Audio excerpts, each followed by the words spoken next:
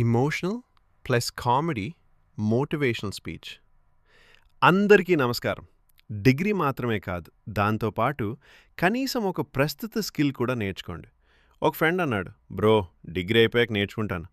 నేనన్నాను, డిగ్రీ అయిపోయాక టైం కాదు బ్రో, బిల్లులు, బాధ్యతలు, పెళ్లి మాటలు వస్తాయి.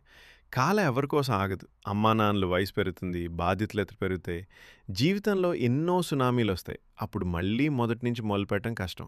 అందుకే కాలేజ్లో ఉన్నప్పుడే రోజుకు 30 నిమిషాలు పెట్టి భవిష్యత్తులో ఉపయోగపడే స్కిల్స్ నేర్చుకోండి.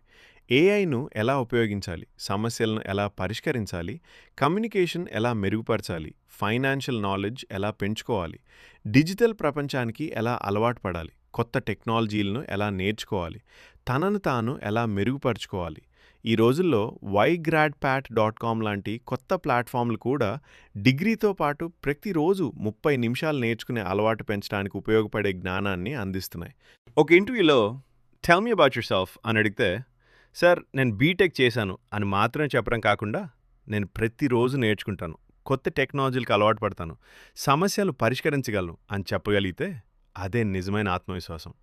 ఎందుకంటే డిగ్రీ ఉద్యోగానికి తలుపు తడుతుంది, కానీ నిరంతరం నేర్చుకునే అలవాటు జీవితంలో తలుపులు తెరుస్తుంది. మరి చివరిగా ఒక కామెడీ. డిగ్రీ అయిపోయాక స్కిల్ నేర్చుకుంటాను అనుకునే వాళ్ళు రేపటి నుంచి జిమ్కి వెళ్తాను అనుకునే వాళ్ళు లాంటి వారు. ఆ రేపు ఎప్పుడు రాదు. అందుకే డిగ్రీతో పాటు రోజుకు 30 నిమిషాలు మీ భవిష్యత్తులో పెట్టుబడి పెట్టండి. 20 నుండి 25 సంవత్సరాల వయసు బంగారం లాంటి సమయం. 25 ఏళ్లలోపే మీ కాళ్ళపై మీరు నిలబడండి. అప్పుడు జీవితంలో పెళ్ళి వచ్చినా, బాధ్యతలు వచ్చినా, అమ్మా నాన్నల వయసు మీద పడినా, ఎన్ని తుఫాన్లు వచ్చినా నేను నా కుటుంబాన్ని చూసుకోగలను అనే ఆత్మవిశ్వాసం ఉంటుంది. డిగ్రీ నేను చదివాను అని చెప్తుంది, స్కిల్ నేను చేయగలను అని నిరూపిస్తుంది. 25 ఏళ్లలోపే మీ భవిష్యత్తును నిర్మించుకోండి. ఎందుకంటే రేపటి నుంచి జీవితం వేగంగా మారిపోతుంది.